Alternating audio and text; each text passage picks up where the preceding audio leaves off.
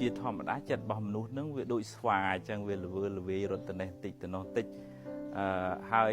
ចិត្តល្វើល្វាយនឹងធ្វើឲ្យអ្នកខ្លះទៅកើតជំងឺគេមិនលក់ឬក៏រហូតដល់មានជំងឺសរសៃប្រសាទទៀតផងដោយសារយើងបដោយចិត្តនឹងឲ្យគិតផ្ដេសផ្ដាស់ច្រើនពេកអញ្ចឹងបានជាយើងមានវិធីសាស្ត្រដើម្បីទាញចិត្តនឹងឲ្យនឹងណោអ្នកដែលចិត្តនឹងណោនឹងទើបអាចសម្រេចការងារអីបានពិតប្រាកដហើយ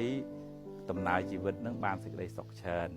តែយើងបដោយចិត្តនឹងយើងហោះហើរផ្ដេសផ្ដាស់ពេកល្វើល្វាយអ្នកខ្លះទៅស្ដាយក្រោយនឹងរឿងអ្វីដែលកន្លងផុតទៅហើយ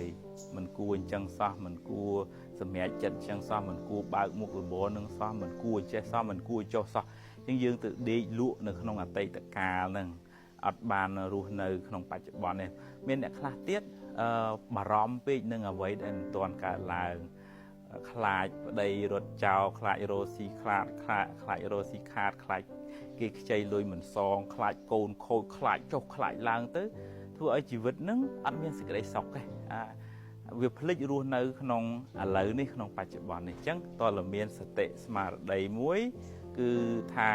រឿងណាដែលមិនល្អរឿងដែលកន្លងផុតទៅហើយអតីតកាលកប់វាចោលនៅក្នុងភ្នោទៅកុំកោះវាយកមកហាត់វិញវាស្អុយណាស់រឿងដែលកន្លងផុតទៅនឹងមិនល្អនឹងទុកជាមេរៀនរឿងណាដែលមិនទាន់មកដល់ស្មុគស្មាញច្រើនពេកយើងប្រឹងឲ្យអស់ពីលទ្ធភាពមិនមែនថាមិនឲ្យរៀបចំផែនការទេយើងរៀបចំផែនការប្រឹងឲ្យអស់ពីលទ្ធភាពប៉ុន្តែអនាគតយើងមិនអាចកំណត់បានទេអញ្ចឹងមានរឿងអីថ្ងៃស្អែកយើងនឹងត្រូវដោះស្រាយរឿងថ្ងៃស្អែកទៀតប៉ុន្តែសំខាន់បំផុតកុំឲ្យយើងភ្លេចរស់នៅជាមួយបច្ចុប្បន្នក្នុងពេលឥឡូវនេះមានស្មារតីរឹងមាំរីករាយនឹងអ្វីដែលយើងមានរៀនបង្កើតមិត្តភាពភេទរភាពញញឹមរស់រាយរាក់ទាក់ហើយពេលណាចិត្តវាល្វើល្វាយខ្លាំងទាញវាមកវិញពេលចិត្តបារម្ភខ្លាំងទាញវាត្រឡប់មកវិញហើយវិធីសាស្ត្របច្ចេកទេសមួយដែលព្រះសម្មាសម្ពុទ្ធតែងតែសរសើរគឺការចម្រើនសតិស្មារតីឬក៏ការធ្វើសមាធិហើយការចម្រើនសតិស្មារតីនេះគឺត្រូវការឲ្យយើងតាមដានចិត្តរបស់យើងជានិច្ចកាលជារឿយទាំងដេកដើរឈរអង្គុយមិនមែនសមាធិហ្នឹងតលតែយើងអង្គុយបិទភ្នែកនៅក្នុងកន្ទប់ម្នាក់ឯង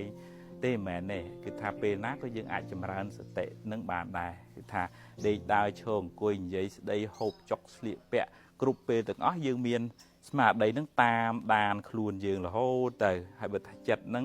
វារៀងខឹងគេមានស្មារតីមួយទប់កុំឲ្យខឹងទប់អាហ្នឹងដូចយើងបើកឡានលឿនអញ្ចឹងហើយដល់ពេលយើងដឹងថាវាអាចគ្រោះថ្នាក់យើងជន់ហ្វ្រាំងទប់យ៉ាងណាកំហឹងនឹងកើតឡើងយើងជន់ហ្វ្រាំងមានស្មារតីនោះជាហ្វ្រាំងទប់ចំណែនគេមានស្មារតីមួយទប់ហើយបើថាទោះជាចិត្តនឹងល្អរស់រាយរាក់ទាក់ចិត្តសប្បុរសជួយសង្គ្រោះអ្នកដទៃក៏ដឹងថាចិត្តអញល្អអញ្ចឹងវាហាក់ដូចជាថាមានអង្គរៈមួយការពារចិត្តនឹងកុំឲ្យចិត្តនឹងតែប្រទេសតែផ្ដាស់រត់ដូចថាយើងដឹកគោឲ្យស៊ីស្មៅតាមភ្លឺស្រែអញ្ចឹងវាមានអ្នកដឹកកុំឲ្យគោនោះវាស៊ីស្រូវគេហើយអញ្ចឹងបើថាវាទៅស៊ីស្រូវគេយើងទាញត្រឡប់មកវិញមកអញ្ចឹង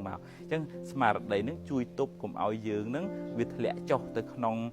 ចិត្តអាក្រក់ហ្នឹងអញ្ចឹងយើងអាចរក្សាចិត្តនឹងបានល្អច្រើនហើយមានវិធីសាស្ត្រចម្រើនសមាធិផ្សេងទៀតអាចធ្វើឲ្យចិត្តនឹងណោប៉ុន្តែក្នុងថ្ងៃនេះយើងគ្រាន់តែលើកមកថាទាញចិត្តអំពីរឿងណាអត់ប្រយោជន៍រឿងណាល្វើល្វាយខ្លាំងមករឿងណាដែលនៅឥឡូវនេះបច្ចុប្បន្ននេះហើយសប្បាយចិត្តនឹងអ្វីដែលយើងកំពុងតែធ្វើរៀនបង្កើតនៅចិត្តល្អចិត្ត